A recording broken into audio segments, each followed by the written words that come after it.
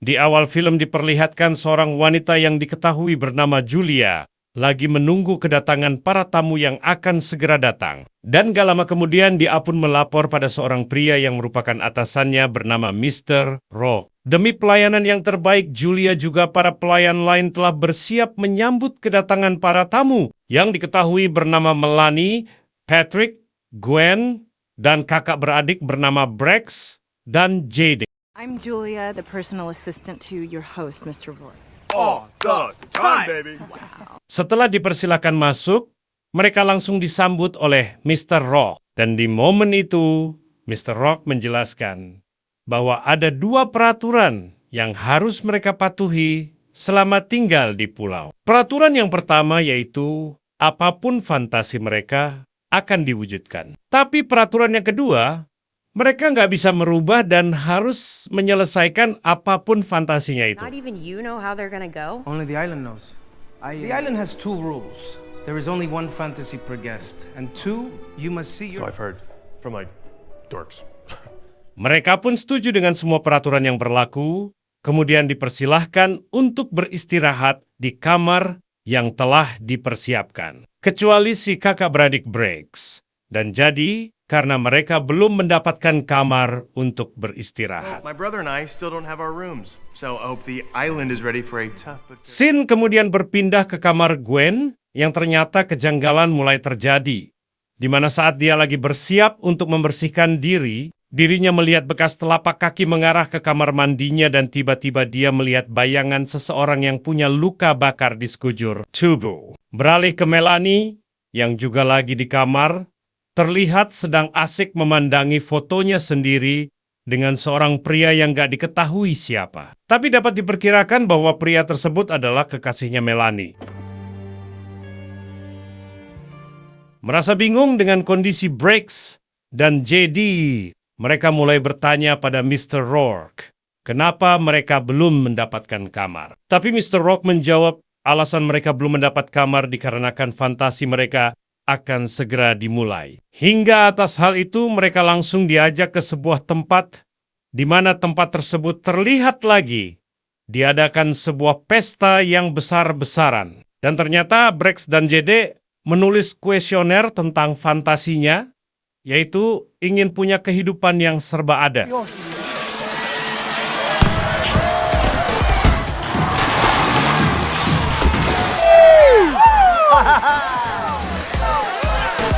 don't forget what I told you about my baby brother Brax.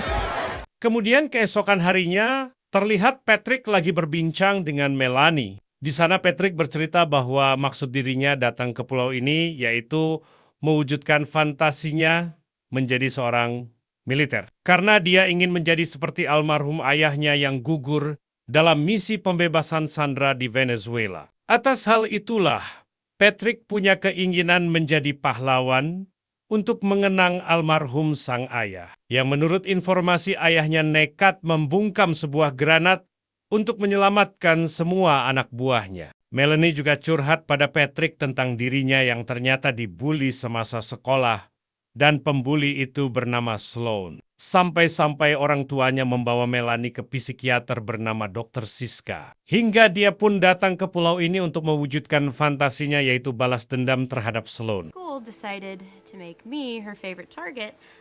Would you like a cocktail, sir? Oh, no thanks. Scene sejenak berpindah pada Gwen, di mana dia dibangunkan oleh salah satu pelayan yang memintanya menemui Mr. Rourke. Kemudian Gwen menceritakan fantasinya tentang penyesalan 5 tahun yang lalu.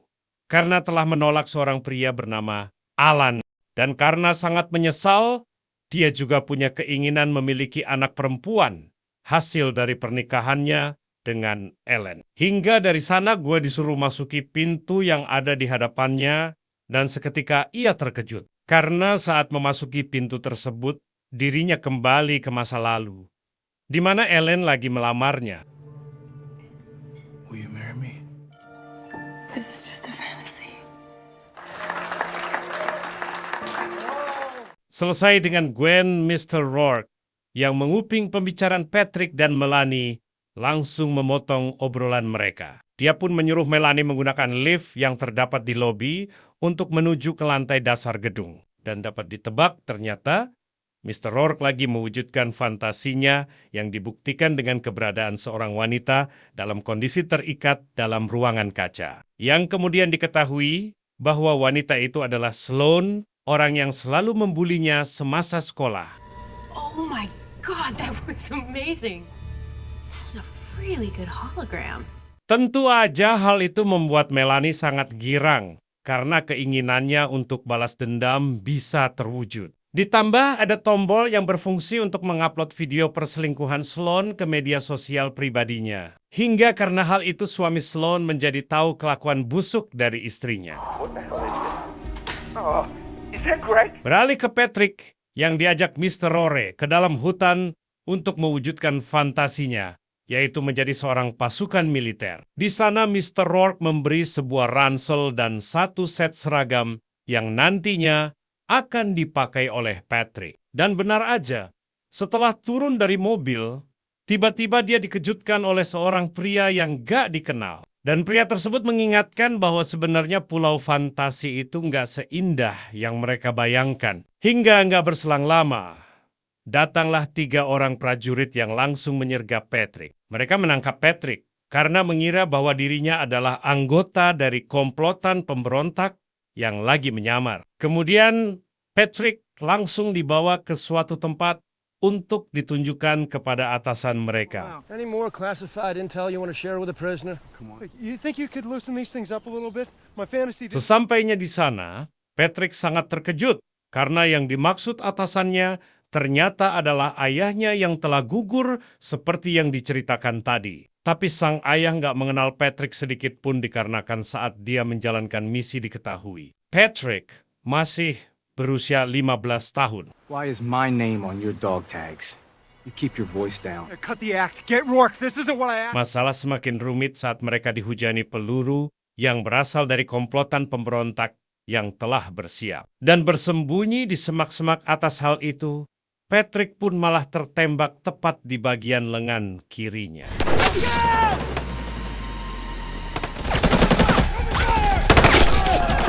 Kembali ke Melanie, yang awalnya mengira bahwa yang dianiaya adalah tipuan ilusi mata. Baru menyadari setelah melihat video penculikan Sloane oleh anak-anak Mr. Rourke, hingga dia malah merasa kasihan dan ingin mengganti fantasinya. Tapi nggak lama kemudian datanglah seseorang berpenampilan dokter bedah yang berniat ikut menyiksa Sloane. Dan ternyata orang itu adalah Dr. Siska, seorang psikiater yang dulu mendampingi Melanie. Dr. Torture.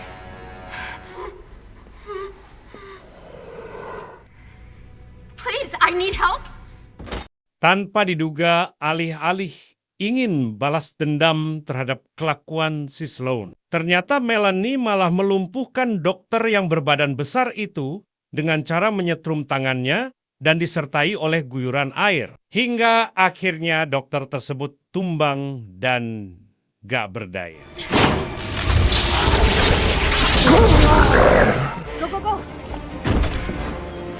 Beralih ke Berax dan JD, di mana mereka yang lagi minum santai di ruang tamu tiba-tiba mendengar suara tembakan. Awalnya mereka mengira bahwa itu hanyalah efek halusinasi dari minuman keras. Tapi secara mengejutkan seorang pelayan yang lagi menemani nongkrong terkena tembakan tepat di kepala. Dengan kondisi panik, mereka langsung menelepon Mr. Rourke, berniat untuk mengakhiri fantasi.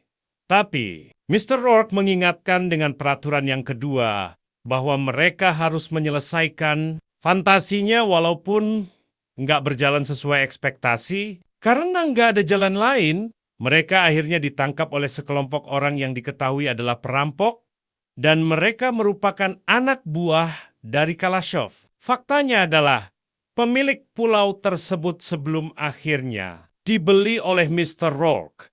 Dan maksud dari kedatangan mereka karena fantasi, breaks, dan jadi yang ingin kehidupan yang serba ada hal itu. Tentu menjadi daya tarik bagi para perampok untuk menjarah semua kekayaan yang mereka punya. One of you is going to tell me the truth. Or did you little punks think... We know where the money is! Well, tell me. Because you're about to lose your hand. Di tempat lain, Melanie yang berhasil membebaskan Sloan segera keluar dari ruangan itu dengan maksud untuk kabur dari dokter. Siska yang tengah terkapar walaupun setelah berjalan beberapa meter dari tempat itu. Tiba-tiba mereka kembali diserang oleh dokter Siska yang telah kembali sadar, tapi beruntung mereka bisa diselamatkan oleh seorang bapak-bapak yang langsung menusuk dokter Siska dari belakang.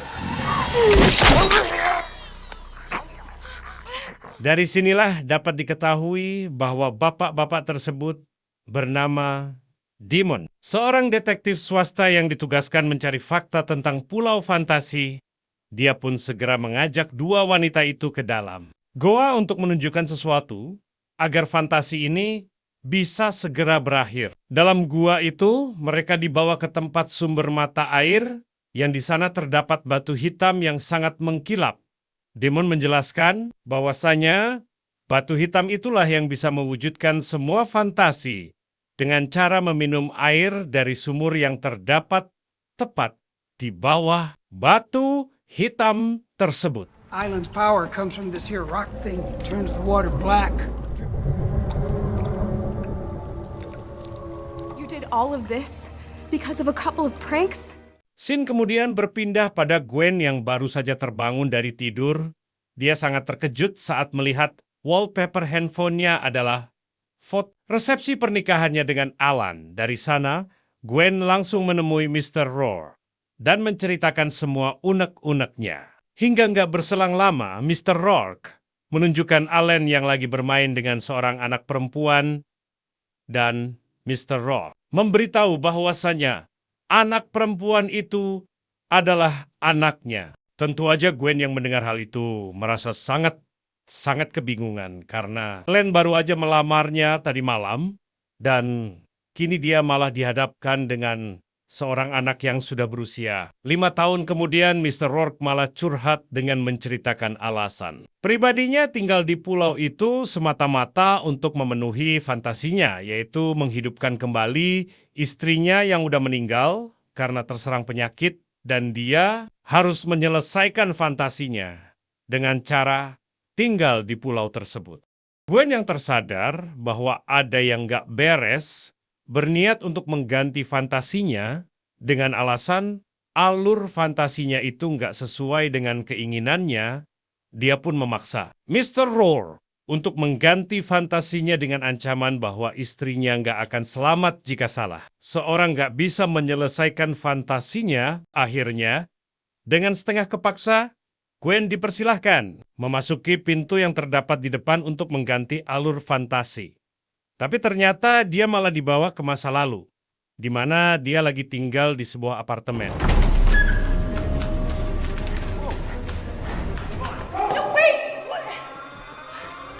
Dan ternyata di sana tengah terjadi kebakaran yang disebabkan oleh Gwen yang lupa mematikan kompor setelah memasak air teh. Kemudian Gwen berusaha menyelamatkan tetangganya yang bernama Nick, tapi api mulai membesar dan menyebar membuat Gwen nggak bisa berbuat apa-apa. Merasa bingung dengan kondisi itu, Gwen keluar dari apartemen, berniat mencari bantuan untuk membantu Nick keluar dari kamar. Dia pun bertemu dengan seorang polisi yang nggak disangka-sangka. Polisi tersebut adalah Patrick. Dari sana, Gwen memaksa Patrick agar membantu menyelamatkan Nick, tapi Patrick menyarankan agar menunggu pemadam kebakaran. Akhirnya Gwen nekat masuk sendiri, berniat menyelamatkan Nick, tapi asap yang tebal dan api yang udah membesar membuat Gwen gak sadarkan diri. Beruntung dia langsung dibantu oleh Julia untuk keluar dari alam fantasinya. Please breathe. Breathe. I think this is someone else's fantasy. Kembali ke para pasukan militer yang telah sampai di lokasi pembebasan Sandra, ternyata lokasi yang ayah Patrick maksud adalah Fantasy Island, di mana hal tersebut membuat Patrick kebingungan hingga para militer yang sudah dibekali kemampuan mumpuni dalam urusan atau tembak-menembak berhasil melumpuhkan para komplotan perampok dengan mudah, Walaupun saat mereka akan pergi tiba-tiba komplotan itu kembali hidup seolah nggak terjadi apa-apa.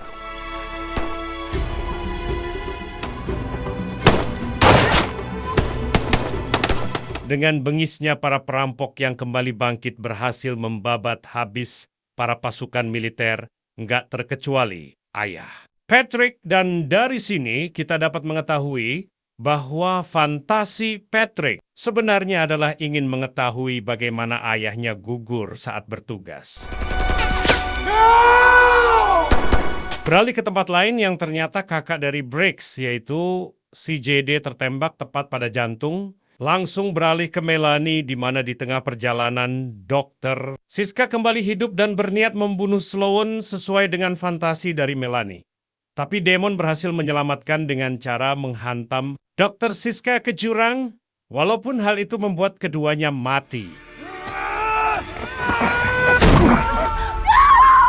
Singkat cerita, para tamu yang selamat kembali berkumpul menunggu pesawat karena sebelumnya Damon memberi nomor emergency untuk penjemputan mereka. Walaupun saat akan kabur, mereka malah dihadang oleh Mr. Rourke dan pelayannya. Dan Gwen mulai sadar bahwa mereka dibawa ke pulau itu untuk mewujudkan fantasi seseorang yang ada kaitannya dengan pria yang bernama Nick. Mereka juga mulai menyadari bahwa telah terlibat dalam kematian Nick dimulai.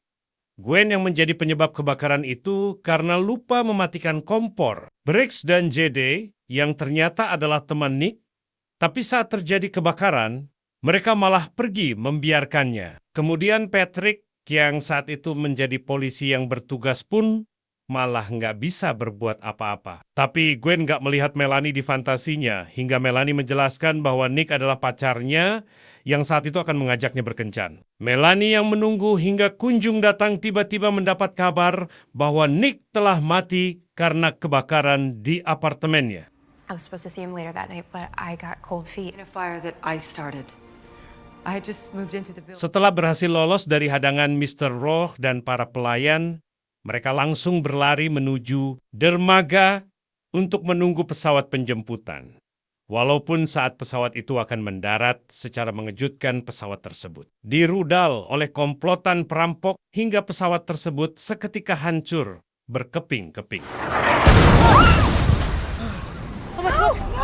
Kemudian, keberselang waktu lama mereka pun berhasil kabur ke dalam goa yang ditunjukkan oleh Damon, di mana mereka berniat akan menghancurkan batu hitam agar semua fantasi yang lagi terjadi segera berakhir.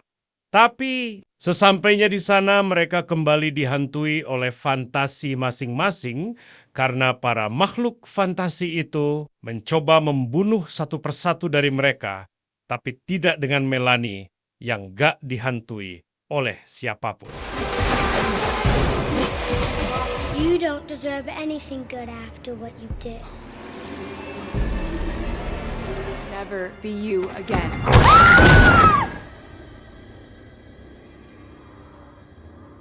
Dari sinilah semua fakta mulai terungkap bahwa fantasi yang menghantui mereka saat ini adalah fantasi dari Melanie yang merasa sakit hati atas kepergian Nick karena seperti yang diceritakan tadi bahwa penyebab kebakaran itu adalah Gwen Briggs dan jadi yang sebagai teman nggak bisa membantu, dan Patrick yang saat itu bertugas sebagai polisi malah nggak berbuat apapun. I stayed there all night, torturing myself.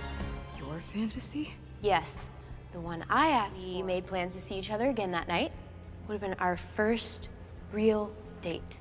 Mr. Rourke juga mulai membuka rahasia di mana Julia yang kita kira adalah asistennya ternyata adalah istrinya yang udah lama meninggal. Dia menjadikan para tamunya sebagai tumbal agar bisa menciptakan fantasinya, yaitu hidup bersama Julia.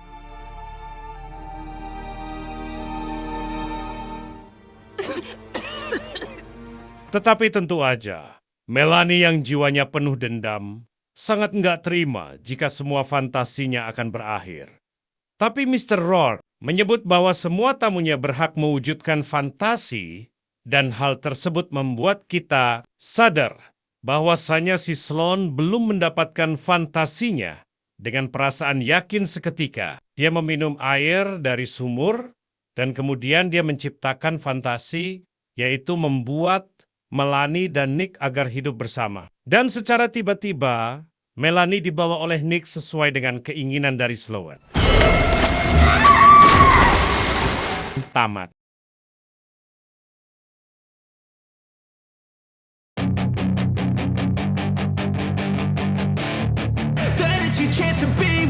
Hey kid, don't ever let them get inside your head. They'll tell you what to do in life instead of everything you know that you could get. Don't let them guide your life towards regret. I'll fight for what I love with every breath.